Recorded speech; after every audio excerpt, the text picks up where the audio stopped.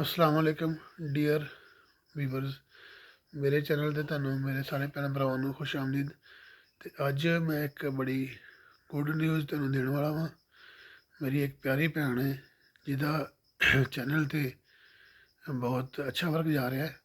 ਤੇ ਉਹਨਾਂ ਦੀ ਅੱਜ ਨਾ ਮੁਝੇ ਹੁਣ ਥੋੜੀ ਦੇਰ ਪਹਿਲੇ ਨਾਸ਼ਤਾ ਕਰਕੇ ਤੇ ਮੈਂ ਬਿਸਤਰੇ 'ਚ ਹਜੇ ਪਿਆ ਹੋਇਆ ਸਾਂ। ਕੰਬਲ ਲਿਆ ਸੀ, ਸਰਦੀ ਬਹੁਤ ਜ਼ਿਆਦਾ ਹੈ ਔਰ ਤਬੀਅਤ ਵੀ ਮੇਰੀ ਕੁਛ ਖ਼ਰਾਬ ਸੀ।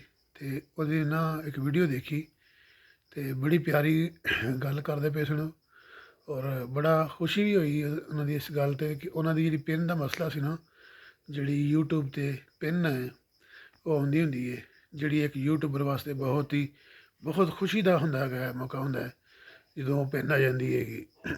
ਵੈਰੀਫਿਕੇਸ਼ਨ ਪਿੰਨ ਹੁੰਦੀ ਹੈਗੀ ਹੈ ਅਤੇ ਉਹਨਾਂ ਨੂੰ ਮਿਲ ਗਈ ਹੈਗੀ ਹੈ। ਅਤੇ ਉਹਨਾਂ ਦੀ ਵੀਡੀਓ 'ਤੇ ਮੈਂ ਅੱਗੇ ਦੇਖਿਆ ਜਾ ਕੇ ਅਤੇ ਮੈਨੂੰ ਬੜੀ ਖੁਸ਼ੀ ਹੋਈ ਅਤੇ ਮੈਂ ਉਹਨਾਂ ਨੂੰ ਬੜੀ ਮੁਬਾਰਕਬਾਦ ਪੇਸ਼ ਕਰਨਾ।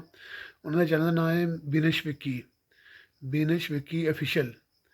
ਬੀਨਸ਼ ਵਿੱਕੀ ਅਫੀਸ਼ੀਅਲ ਜਿਹੜੀ ਹੈ ਨਾ, ਉਹ ਸਾਡੀ ਭੈਣ ਦੇ ਚੈਨਲ ਦੀ ਜਿਹੜੀ ਨਾ ਪਿੰਨ ਆ ਗਈ ਹੈ ਅਤੇ ਮੈਂ ਉਹਨੂੰ ਇਸ ਆਪਣੀ ਵੀਡੀਓ ਦੇ ਰਾਹੀਂ ਬੜੀ ਮੁਬਾਰਕਬਾਦ ਪੇਸ਼ ਕਰਨਾ। ਉਹਨਾਂ ਦਾ ਦੁਆ ਕਰਨਾ ਕਿ ਜਿਹੜਾ ਅੱਗੇ ਵੀ ਉਹਨਾਂ ਦਾ ਜਿਹੜਾ ਨਾ ਵਰਕ ਕੰਮ ਹੈ ਉਹਨਾਂ ਦਾ ਅੱਗੇ ਜਿਹੜਾ ਜਾਂਦਾ ਪਿਆ, ਜਿਸ ਤਰ੍ਹਾਂ ਚੱਲਦਾ ਪਿਆ ਵਰਕ ਉਹਨਾਂ ਦਾ ਬਹੁਤ ਅੱਛਾ ਚੱਲਦਾ ਪਿਆ ਅਤੇ ਉਹਨਾਂ ਨੂੰ ਕਾਮਯਾਬ ਕਰੇ ਔਰ ਕਾਮਯਾਬੀ ਉਹਨਾਂ ਦੀ ਕਦਮ ਚੁੰਮਣ।